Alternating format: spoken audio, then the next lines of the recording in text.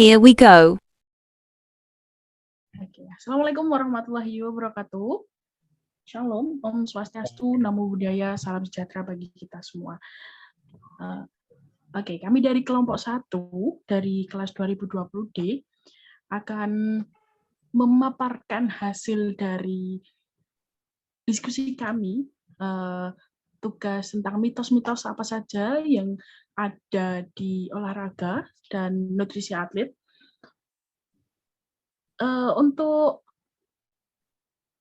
title dari diskusi kita, pengaturan makanan bagi atlet saat berada di negara asing dan mitos makanan dalam olahraga. Nah, untuk materinya akan disampaikan oleh teman-teman saya dari kelas 2020D. Untuk materi pertama, silahkan untuk memaparkan materinya. Oke.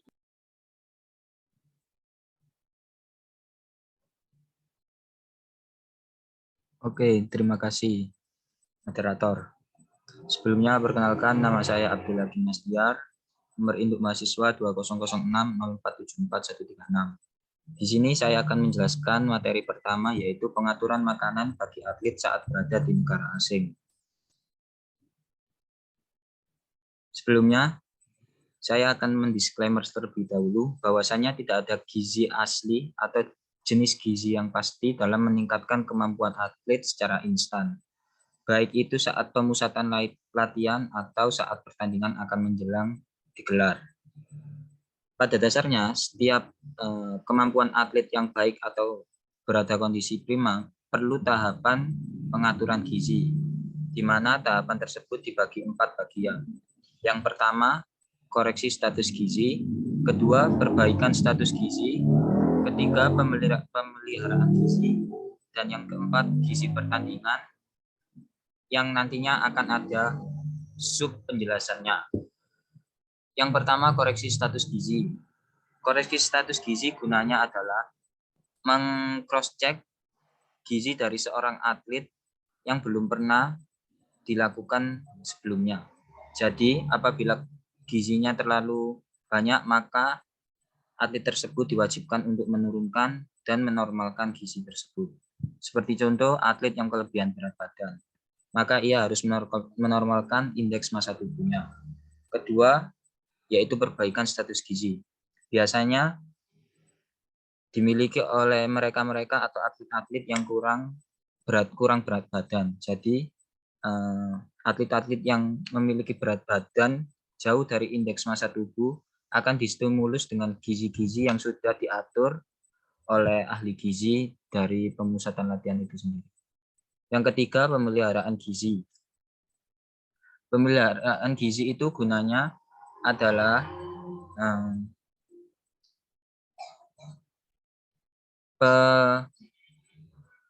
pemeliharaan bagi mereka-mereka atau atlet-atlet yang sudah diberi gizi dan sudah melewati tahapan koreksi status gizi dan perbaikan status gizi. Gunanya adalah untuk memberikan kemampuan terbaik pada saat pertandingan nanti. Jadi gizi itu perlu dipelihara agar pada saat pertandingan dimulai atau pertandingan digelar nanti, atlet berada pada kondisi yang prima. Dan yang terakhir, gizi pertandingan yang akan saya jelaskan di slide selanjutnya. Mengenai gizi pertandingan itu dibagi menjadi 3. Antara lain, 1, gizi pertandingan sebelum. Kedua, gizi pertandingan saat pertandingan. Dan yang ketiga, gizi pertandingan setelah pertandingan. Gizi pertandingan saat sebelum pertandingan diharuskan atau diprioritaskan pada makanan-makanan atau minuman yang tinggi karbohidrat, cukup protein, dan rendah lemak. Gunanya untuk memberikan asupan glikogen pada otot agar mudah untuk melakukan pembaruan energi pada saat atlet itu melakukan gerakan-gerakan yang dibutuhkan pada saat ia berkompetisi atau bertanding nanti. Yang kedua yaitu saat pertandingan, antara lain gizi-gizi yang dibutuhkan adalah cairan elektrolit dan asupan-asupan gizi yang nantinya menunjang glikogen. Gunanya yaitu agar stamina tetap berada pada kondisi prima. Dan yang terakhir adalah setelah pertandingan, di mana ada 3 gizi yang sangat diperlukan bagi para atlet. Yang pertama, gizi yang mengandung cukup banyak energi atau cukup energi. Yang kedua, tinggi karbohidrat. Dan yang terakhir, vitamin dan mineral. Gunanya adalah melakukan pembaruan pada otot-otot yang telah robek dan yang telah digunakan sehingga kebugaran dari atlet tetap terjaga. Kembali ke moderator untuk mengarahkan rekan-rekan menjelaskan materi selanjutnya. Terima kasih. Oke, thank you Abdullah Jimastiar. Untuk pemateri kedua, nah, oke, time is yours.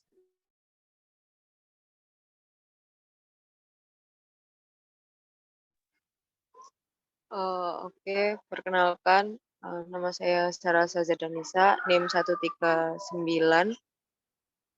Saya akan sedikit menjelaskan tentang mitos makanan dalam olahraga. Yang pertama, yaitu mitos makanan dalam olahraga, yaitu mengkonsumsi susu.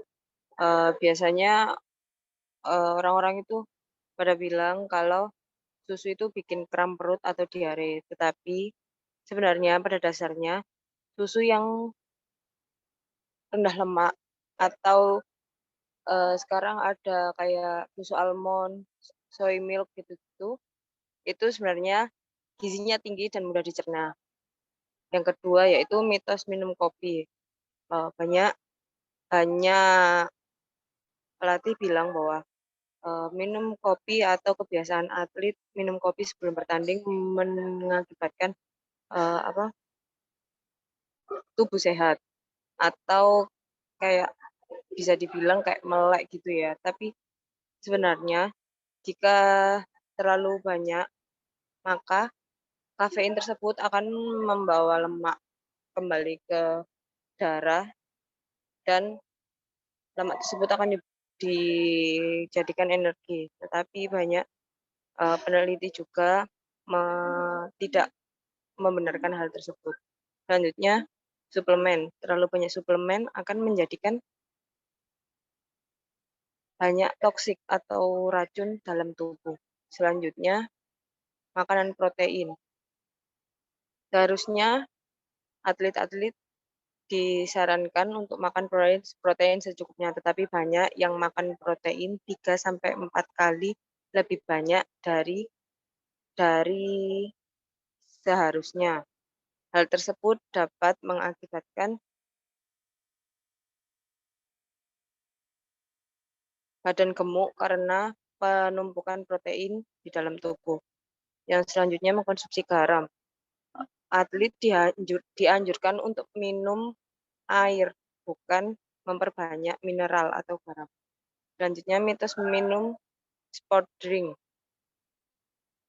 Sport drink mengandung gula pemanis. Jadi sebaiknya yang dilebih banyakkan itu air, bukan sport drink. Kemudian mitos melakukan puasa. Itu salah karena mengurangi energi di dalam tubuh karena kekurangan pertama karbohidrat, protein dan zat yang lainnya. Kemudian mengkonsumsi pil placebo. Pil tersebut dipercaya mempunyai khasiat yang memberi kekuatan atlet dan dapat merasakan kegunaannya. Tetapi hal ini tidak berlaku jangka panjang atau jika dilakukan jangka panjang maka akan terjadi kerusakan pada tubuh. Terima kasih. Cukup dari saya kembalikan ke moderator. Oke, terima kasih Kak Sarah Sazadanisa tentang mitos makanan dalam olahraga. Oke, next kita bakal explain lebih detail tentang mitos-mitos dan kebiasaan yang salah yang membuat hasil olahraga tidak maksimal. Oke, untuk pemateri selanjutnya,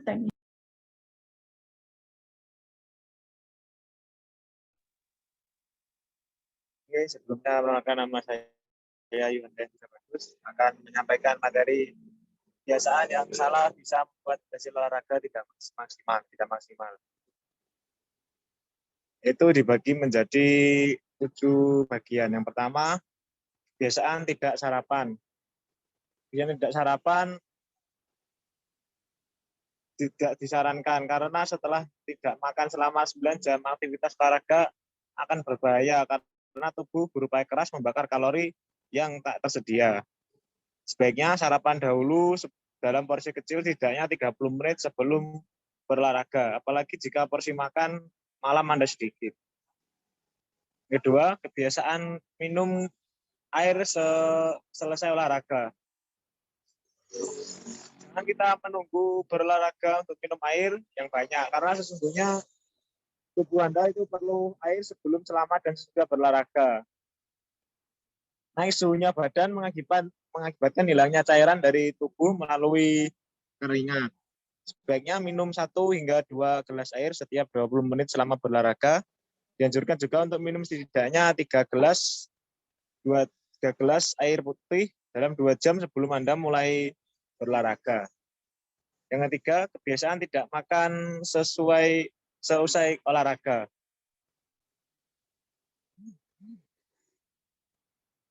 Yang selanjutnya, mengurangi kalori dengan menghindari produk susu.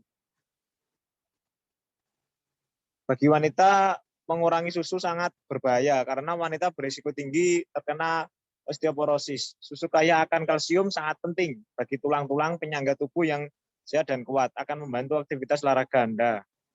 Sebaiknya pilih susu skim atau rendah lemak sesuai anjuran para ahli gizi. Lemak yang ada dalam susu low fat mengandung lebih banyak vitamin D yang mempermudah penyerapan kalsium. Dan yang kelima yaitu menenggak air mineral. Maksudnya menenggak air mineral yaitu air yang sudah dikarbonisasi mungkin membuat perut Anda terasa penuh sebelum Anda mendapat jumlah cairan yang cukup. Sebaiknya minum air mineral tanpa karbonasi. Dan yang keenam, makan dalam porsi besar. Inilah kebiasaan buruk para atlet yang tidak harus dilanjutkan karena pencernaan akan memproses lebih lama jika porsi makanan yang masuk dalam perut cukup besar. Sebaiknya makan dalam porsi sedang tiap 4 jam, energi Anda akan tetap terjaga dengan baik. Dan yang terakhir, kebiasaan menghindari daging.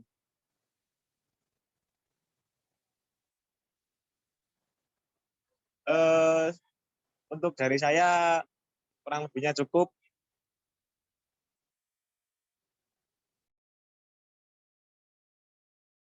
Oke, thank you Yuhanda. Terima kasih sudah menjelaskan. Oke, next bakal ada detail explain tentang mitos-mitos yang ada dalam olahraga, dalam kehidupan atlet. Oke. Untuk pemateri selanjutnya, untuk pemaparan selanjutnya, silahkan, time is yours. Terima kasih. Saya akan menjelaskan tentang mitos kopi dalam olahraga.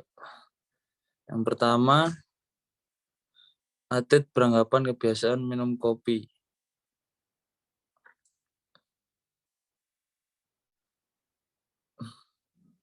Minum kopi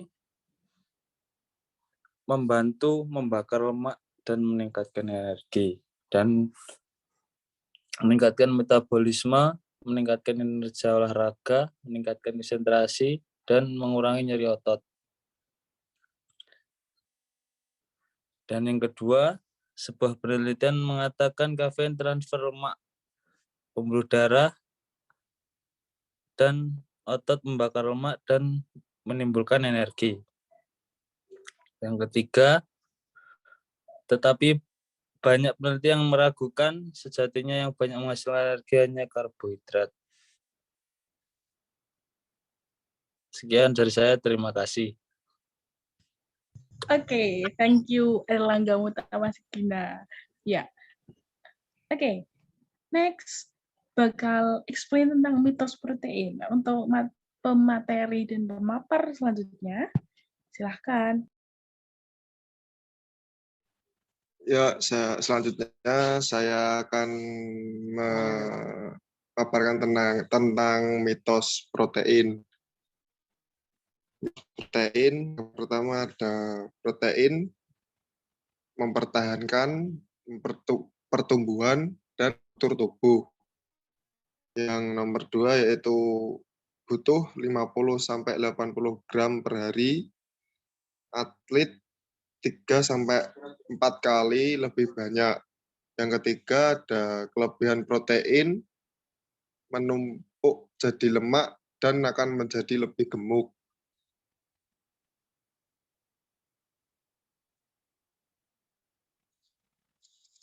Cukup dari saya akan kembalikan ke moderator.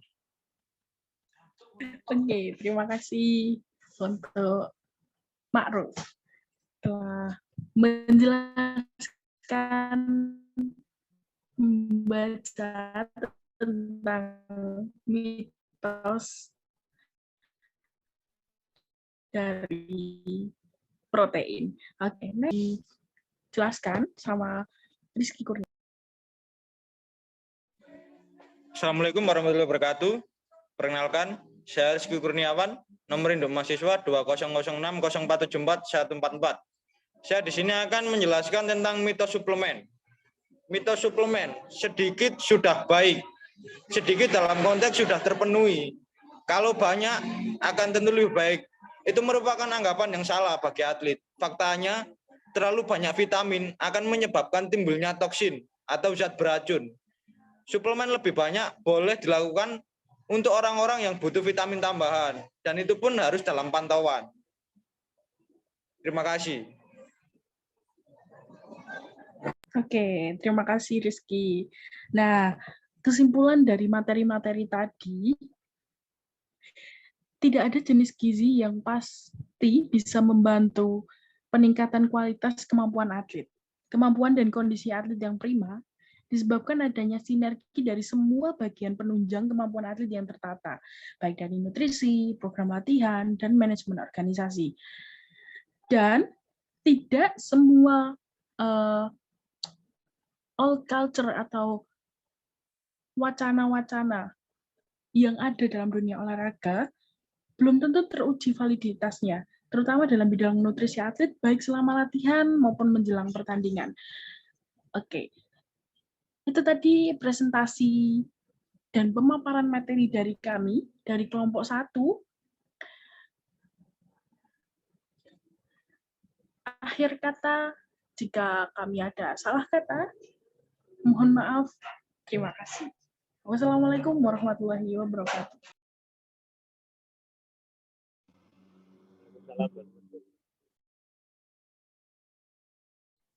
Give applause untuk kita semua. Beri aplaus untuk kita semua.